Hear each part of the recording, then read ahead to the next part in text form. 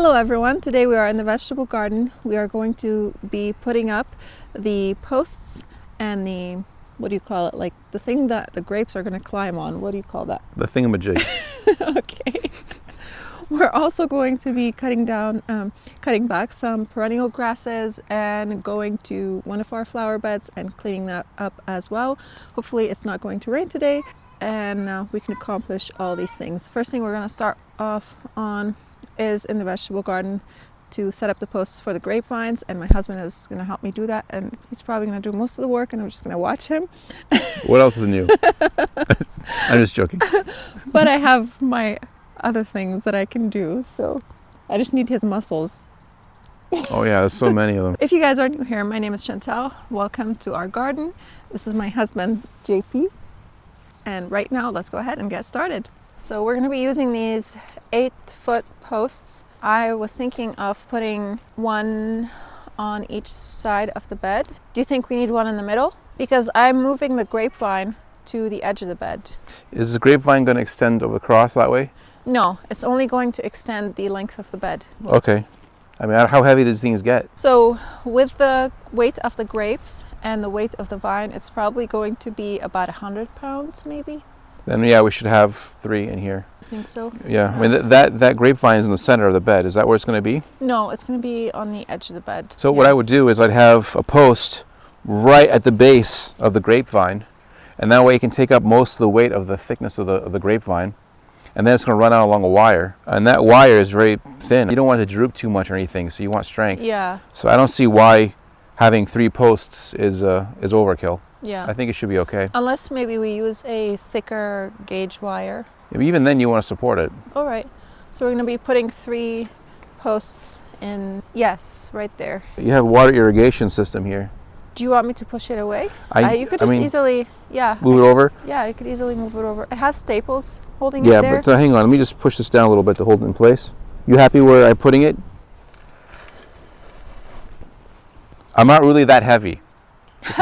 The soil is very soft. Yes, we have a river running through through our vegetable garden right now. Okay.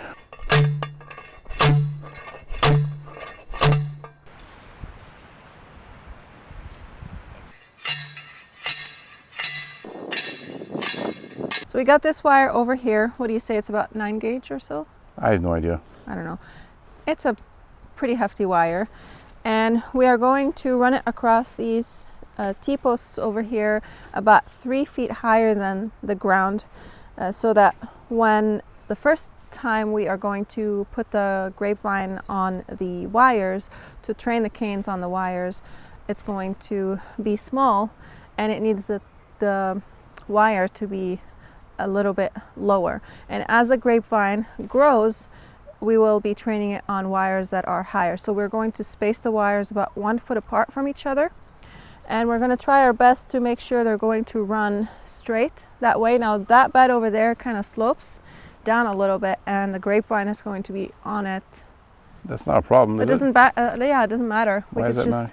Yeah, we have to just run them straight even if the bed slopes, I think. Yeah.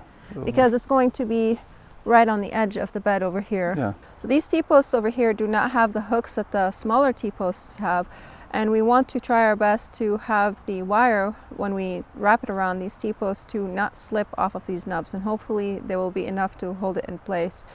If not, then we're gonna have to figure out some other strategy. Maybe we can drill a hole in the T-post, or We'll have to figure it out. yeah. Or maybe we'll have to just use wooden posts. Traditionally, what is used is wooden posts at the ends of the wires, and they connect the wires to them, and they would have maybe the grapevine in the middle, and they would have a rebar supporting the grapevine. So this T-post over here is also going to support the grapevine, and the grapevine is going to grow on it, and then the canes are going to be extending in this direction over here. In most orchards, they would have the grapevines kind of extend their canes in both directions. But because I'm limited on space here and we have raised beds in here, I want to plant the grapevines on the edge of the bed and then extend them over there. I Every spring season, our vegetable garden gets filled with water and the ground gets super soggy. And because of this, we cannot use the wooden posts because they would rot very quickly. This is why we went with the T-posts over here. But our concern about the T-posts is that they will start kind of collapsing on each other that way because of the weight of the grapevine. So what we are thinking about doing is taking some wire over here, maybe some tension wire, and wrapping it around the T-posts on this end and kind of directing it in the direction where I'm standing this way, so opposite of the T-posts, and then we would stake it to the ground somehow.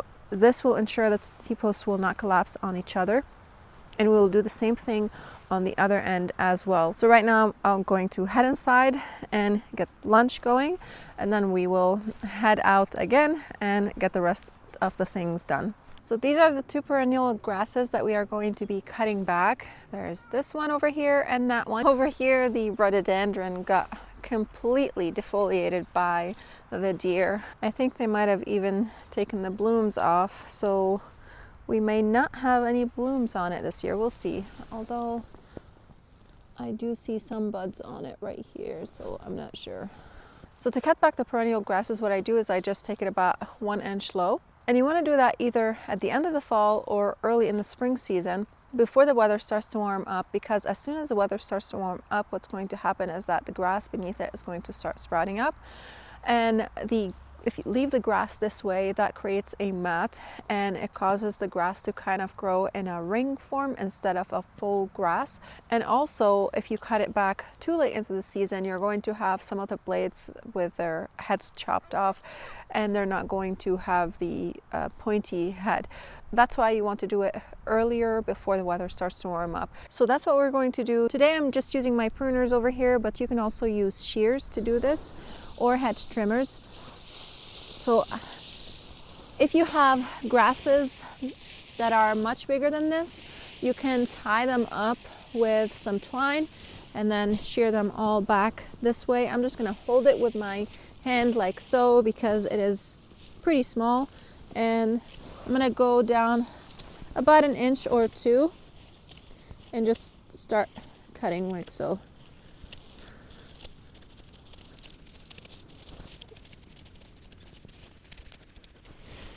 And as I cut, I can already see the green over here in these stems, and I can go a little bit lower.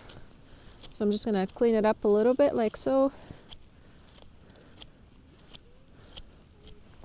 And this is now ready for spring. I do have to mulch around these grasses over here, and just to stop all this grass from growing all around it, because this bed is not yet mulched or formed. I'm just planting the anchor plants right now before I actually form this bed into the shape that I want it to look like, just to make it easier on myself so that I'm not weeding here all day long, because it's a huge area that I have to take care of. So once this bed gets really full with all the anchor plants that I want to plant in it, that's when I will apply sheet mulching and put down lots of mulch. So what sheet mulching is basically you just put down cardboard, and you can also put down compost on top and mulch, or you can just put down mulch. With the no-till method is the one that you definitely want to apply tons of compost over the cardboard, and then you apply the mulch, and I think you have to put about 6 inches of compost or so. You can even go deeper than that. The point is that you can plant your plants directly into the compost without digging holes into the ground, and that kills all the grass and weeds beneath it. And then eventually, as the cardboard decomposes, the plants will be able to put down their roots into the ground. I don't want to put any compost, or at least that much compost. I will be applying compost to my plants, around my plants, as I have it, and we have chickens also, and I can use chicken manure, but I'm not going to purchase compost and put compost on my beds when, like the ones that I do sheet mulching on, because it's just too much, and I have really large beds and that would cost a lot of money. So this is what we're doing, and I still have one more grass that I'm going to be cutting back as well. So let's go ahead and get this one done.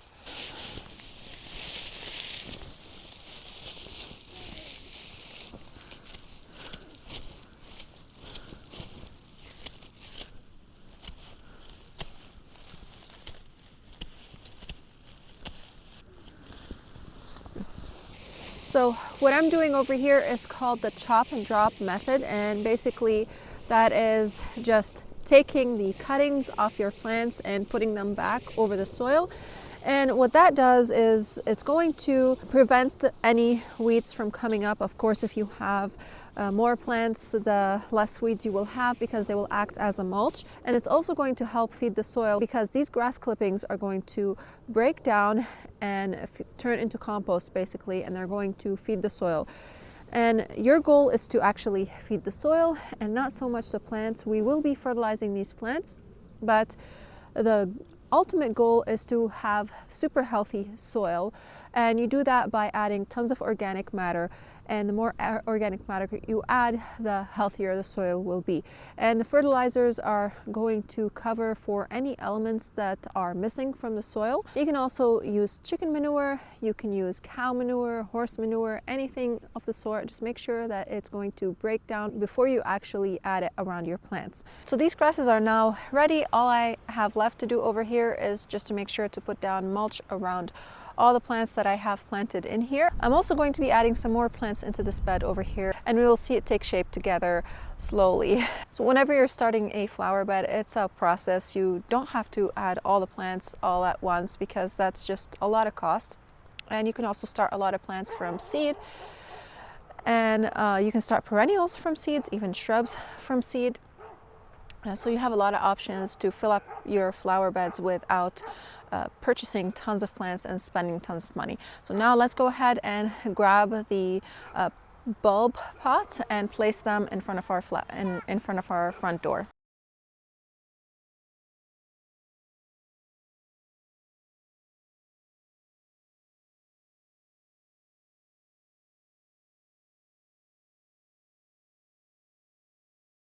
So you can see these daffodils have been putting on a lot of growth in the garage, and I was afraid to take them out because we were still having pretty low temperatures. And also the voles came and I think they ate all my tulips, and I hope they did not eat the alliums as well. We'll see. This might be the only thing that pops up and blooms. And you can see these are already starting to bloom. These are the paper white daffodils, and supposedly they have some scent to them, but I can't tell because I'm congested right now, and it's spring, so spring comes with allergies. But I do love spring because of all the beauty that it brings. And I mean, they're sort of okay. They're yellow, but I think they will green up. They do need to be watered. If you look at the soil, it is pretty dry, so I did water them a few times, and I definitely need to water them right now. Look at this. This is all the shells from the tulips that the voles ate. So now that these pots are over here, we're going to go to the butterfly garden, and we are going to cut back the perennials in that area. So we have the butterfly garden right there, and I have some plants that need to be cut back, not that many. And we also have this flower bed over here that I was trying to clean up before the snow came. So that day it started raining, and then the day after it snowed, and then snow just stayed there and did not go away. And now it's time to clean it up and get it ready for the spring. So we have these two beds over here. We need to get them ready because very soon we're going to be planting outside as well.